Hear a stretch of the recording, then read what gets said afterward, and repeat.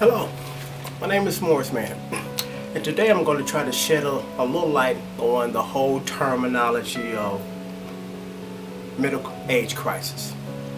I used to hear that word a lot when I was a kid. Don't bother him, he's going through middle age crisis, midlife crisis. Had no idea what they were talking about. Come September, I'm going to turn 50. So I think I kind of know what that's about. And here is my spiel. Midlife crisis is basically when you're at the middle of the road, meaning that you're somewhere at the half point of that earlier life and the second half of the life when you're going to eventually end up in somebody's grave. And I'm not trying to sound negative, but just kind of here's my take on it. When I was 20, everything was on the upswing. Got my first job, first car, first telephone. Everything was going up. Now at this point, unfortunately at 50, it's not gonna get any better. Not again trying to sound negative. Here's an example. When I was young, I used to have these conversations with God, and one of the conversations I said, "Hey, you can do anything to me, but just let me keep my hair. I love my hair." I guess that day God wasn't listening, so that's basically my take on middle age crisis, where it doesn't get any better. It's you're on your way down. I look at my hair and I'm like, it ain't coming back. It's not coming back. If anything, more of it's gonna fall out. And when it started to shed a little bit, I got self-conscious. So I was like, you know what? I'm trying to keep what I got up there. So what can I do? So I actually went to a hair transplant place, and I was like, you know what? Well, I'm open to the idea of perhaps, getting some transplants. Because again, I want to leave here with all my hair, but unfortunately that's not going to happen.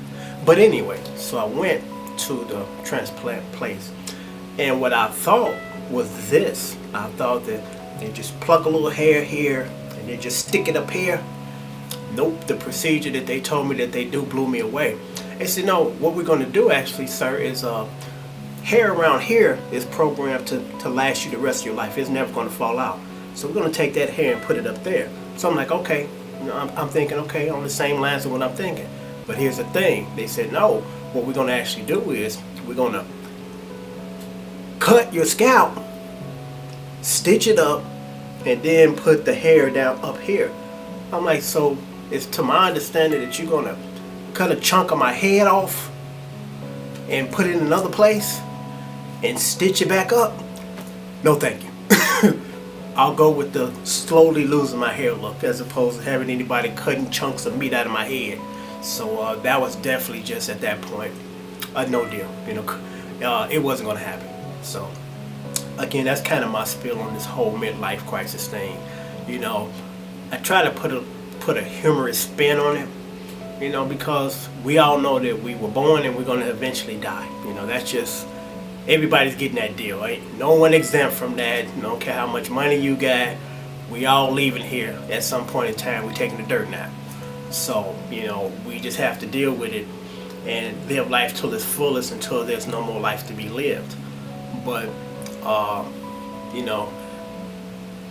sometimes think about things that's going to take place in the future, which is kind of not a good thing, because when you're so focused on that, you take away from actually living the moment. So I'm working on that. But, I foresee, the stages. You're getting older. You can't get around as much as quick as you used to. Everything is not as easy to do as it used to be.